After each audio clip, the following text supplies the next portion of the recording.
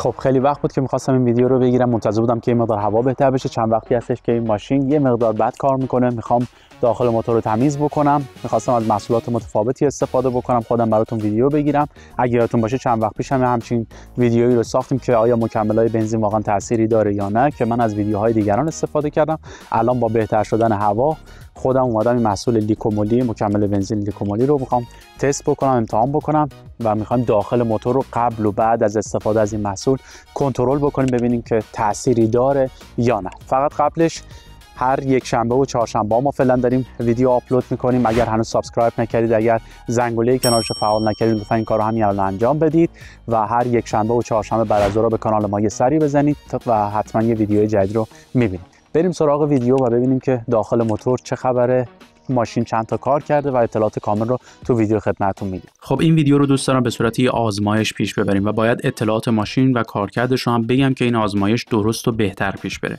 ماشین تویوتا یاریس مدل 2007 که یه موتور 3 سیلندر با 68 حسب بخار قدرت و 92 نیوتن متر گشتاور رو داره. کد موتور هم 1KRFE هستش. کارکرد ماشین قبل از استفاده از مکمل شوینده موتور همونطور که می‌بینید 227568 کیلومتره. این ماشین هم تقریبا همیشه داخل شهر رونده شده. اینو هم بگم که آخر ویدیو علاوه بر این مکمل بنزین تمیزکاری‌های دیگری رو هم انجام میدم که همراه با هزینه‌شون همه رو میگم. و نکته مهم دوم، توی این ویدیو به صورت دقیق و علمی میبینیم که چرا باید هر 5000 کیلومتر روغن رو عوض بکنیم. اون دوستانی که حرف منو قبول نداشتن حتما تا آخر ویدیو رو ببینن که اثباتش میکنیم. خب من کاور پلاستیکی روی موتور رو درآوردم، شمع‌های ماشین رو باز کردم و بریم داخل سیلندر اول رو ببینیم.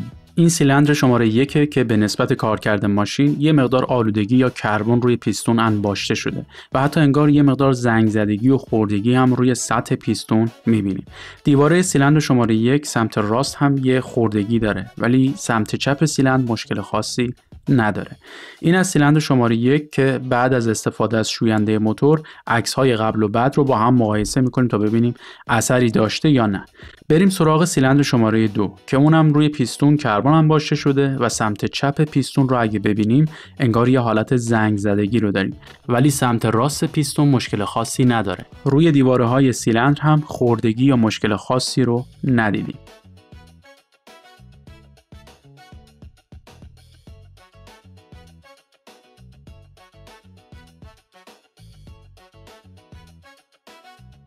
اما سیلندر شماره 3 داستانش فرق میکنه. به نسبت دو تا پیستون قبلی کربن کمتری انباشته شده و فقط سمت چپ پیستون ما یه مقدار بیشتر کثیفی رو داریم میبینیم. ولی به دیوارهای سیلندر توجه بکنید، میبینید که خورده شده. سمت راست رو ببینید، بازم خوردگی روی سیلندرها رو داریم که خیلی شدیدتر از اون دو تا سیلندر قبلیه که باعث روغن سوزی میشه و اشتباه هم از من بود به خاطر دیر عوض کردن روغن. ماشین قبلیم هم که تویوتا بود بازم همین مشکل رو داشت. اونایی که میگفتن چرا میگی هر 5000 تا روغن عوض کنیم، دلیلش اینه. زمانی که روغن کثیف باشه یا کیفیت خودش از دست داده باشه، باعث میشه که این رینگ پیستون هایی که این لبه های پیستون قرار دارن و باید سطح سیلندر و پیستون رو روغن کاری کنن که این پیستون روون کار کنه، این کارو درست انجام نمیدن. یعنی روغن کثیف و بی‌کیفیت باعث میشه این رینگ پیستون ها درست عمل نکنن و سطح سیلندر خراش پیدا میکنه و باعث روغن سوزی میشه. حالا تازه این یه ماشین اقتصادی و کوچیک و شهری و قیمت خاصی هم نداره، ولی ماشینای مثلا آلمانی و گرون قیمت این بلا سرش بیاد سه تا حالت داره: یا ماشین رو همینطوری سوار میشی و فقط هزینه روغن بیشتر رو میدی، یا میدی برای تعمیرات اساسی که هزینهش خیلی بالا در میاد، یا کلا ماشین رو اسقاط میکنن. پس اینم به صورت عینی و موثق از تجربه من تا متوجه بشید که تعویض به موقع روغن ارزش این همه دردسر و هزینه رو نداره. نکته مهم بعدی برای کسایی که حالا باروسکوپ ندارن تا داخل موتور رو ببینن، شما میتونید از روی شمع‌های ماشین هم متوجه این مشکل بشید. البته علاوه بر کنترل کردن دائم روغن که ببینید ماشین روغن کم میکنه یا نه. شمع‌های ماشین رو نگاه بکنید. اگه به سر شمع دقت بکنید انگار یه حالت شن و ماسه ساحل رو روی سر شمع میبینید که نشون میده روغن سوزی داخل محفظه سیلندر وجود داره که یکیش همین خراش سطح سیلندر میتونه باشه. مورد دیگه‌اش میتونه ریختن بیش از حد روغن توی موتور باشه و مورد آخرش هم میتونه نشتی روغن از قسمت سوپاپا باشه.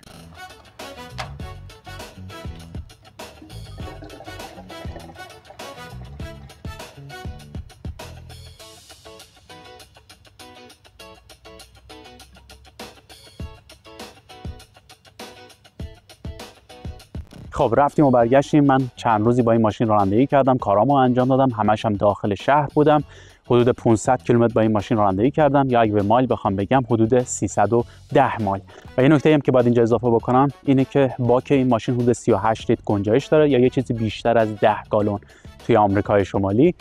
و من باک این ماشین رو پر کرده بودم، الان تقریبا خالی شده. ولی اصلا شما این کارو نکنید. چراغ بنزین من تقریبا روشنه، 20 کیلومتر 25 کیلومتر میتونم با این ماشین رانندگی کنم. اصلا این کارو نکنید. بارها توی ویدیوهای مختلف گفتم که بنزین هم پمپ بنزین شما رو خنک میکنه و هم کار روون کردن قطعات پمپ بنزین رو بر عهده داره. هیچ وقت خالی نکنید پمپ بنزینتون رو، هیچ وقت هم پر نکنید که بارها توی ویدیوهای مختلف در موردشون صحبت کردیم. ولی خیلی هیجان دارم که داخل موتور رو بریم ببینیم و ببینیم که آیا این مکمل بنزین تأثیری داشته یا نه. پس بی معطلی برو بریم سراغ ادامه ویدیو.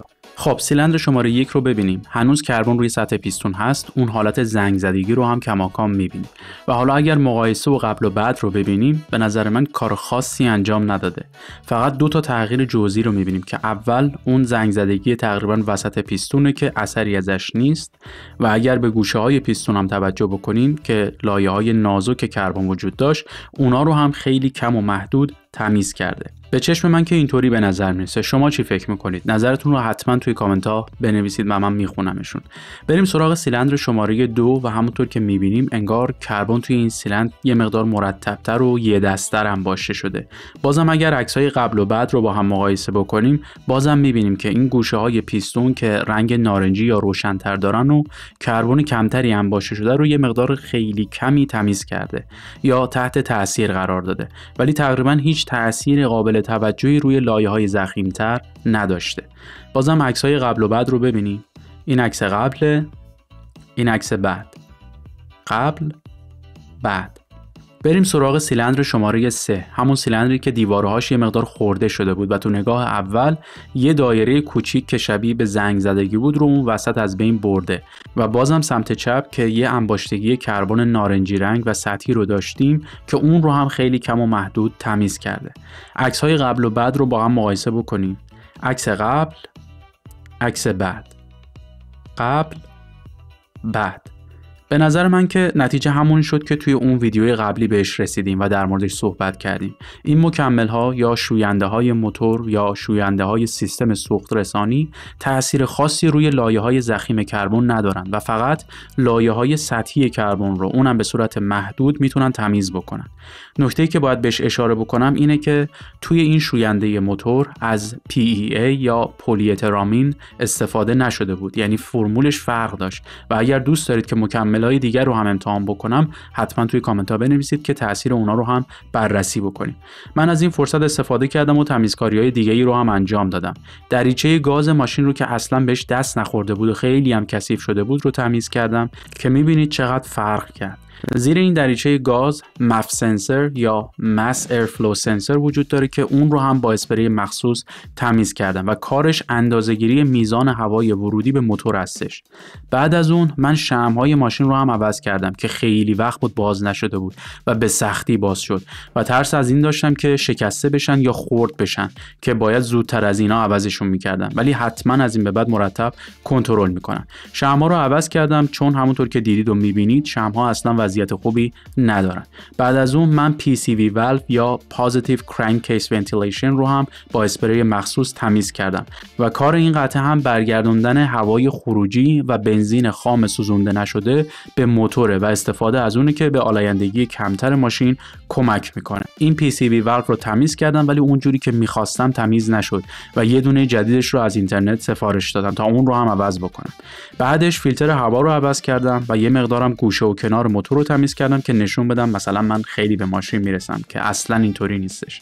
و برای حسن ختام این بخش از تمیزکاری هم روغن و فیلتر روغن و سنسور اکسیژن ماشین رو عوض کردم تا کلا ماشین به قول خودمون نفسش باز بشه و اینم از سنسور اکسیژن جدید که خیلی سخت باز شد و حتی سنسور پایینی رو نشد باز بکنیم و به همین یه دونه بسنده کردیم. قطعاً کارهای دیگه‌ای هم برای افزایش طول عمر و دوام ماشین هستش که توی ویدیوی چطور ماشینمون رو بیشتر از 1 میلیون کیلومتر سوار بشیم کامل توضیح دادیم که لینکشو میذارم روی بنر بالا و توی توضیحات. خب دم شما گرم که تا آخر این ویدیو رو تماشا کردید. اگر از دیدن همچین ویدیوهایی خوشتون میاد حتما توی کامنت ها بنویسید. اگر از دیدن این ویدیو خوشتون اومد مطمئنم که از دیدن این 2 تا ویدیو هم که یه جورایی مرتبط به این ویدیو هستن خوشتون میاد. لایک و کامنت و سابسکرایب یادتون نره و توی ویدیو بعدی میبینمتون.